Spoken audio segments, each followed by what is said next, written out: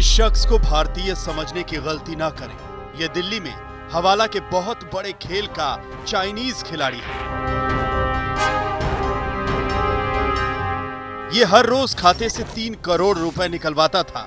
जरा सोचिए कि इसके पास कितनी काली कमाई होगी। 40 बैंक अकाउंट, फर्जी पासपोर्ट और एक चाइनीज दिमाग।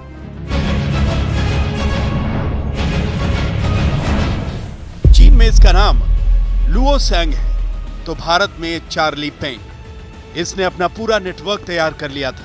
इसके पास से दिल्ली और मणिपुर के पते पर 2 आधार कार्ड मिले हैं। इसके पास पैन कार्ड है और ये भारत का पासपोर्ट भी रखता है।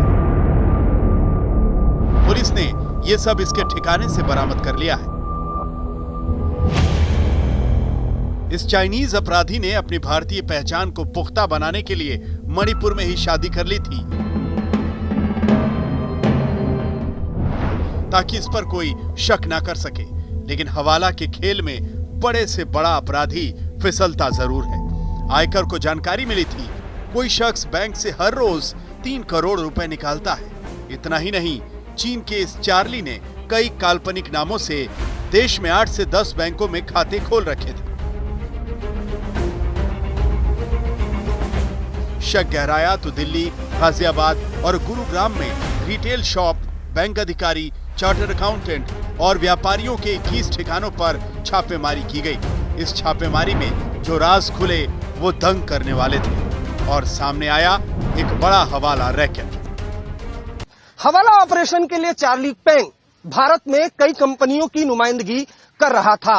इनकम टैक्स डिपार्टमेंट के मुताबिक हवाला का ये रैकेट 300 करोड़ से लेकर 1000 करोड़ तक का हो सकता है।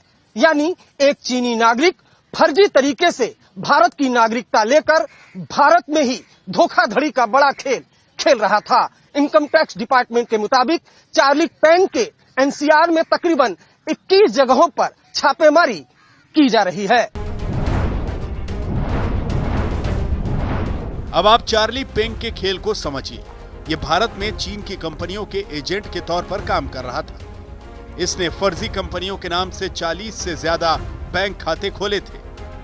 आयकर विभाग को 300 करोड़ के हवाला लेन देन का पता चला है, लेकिन ये रकम 1000 करोड़ रुपयों से भी ज्यादा हो सकती है। इन फर्जी कंपनियों के जरिए देश में रिटेल शोरूम खोलने के लिए 100 करोड़ से ज्यादा का भुगतान हुआ है। इस खेल में चार्ली पेंग के कई साथी थे। इसमें उसकी मदद बैंक के अधिकारी करते थे। हवाला के लेन देन में हांगकांग डॉलर और अमेरिकी डॉलर का इस्तेमाल हुआ है। आयकर विभाग के बाद अब प्रवर्तन निदेशालय भी इस मामले में जांच शुरू कर सकता है। सूत्रों की माने तो कई विदेशियों के साथ साथ आगे आने वाले समय में कई भारतीयों के नाम भी सामने आ सकते हैं, जो कि इस पूरे हवाला नेटवर्क को चला रहे थे।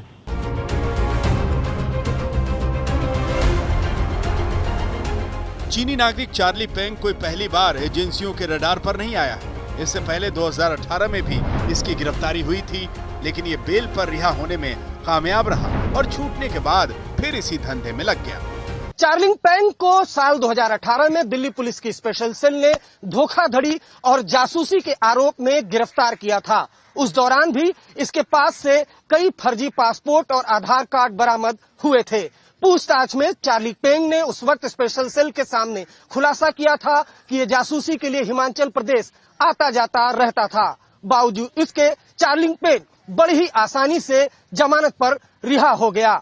सबसे बड़ा सवाल यही उठता है कि एक शख्स जो भारत में लगातार जासूसी कांड को अंजाम दे रहा था, उसे जमानत इतनी आसानी से कैसे मिल गई?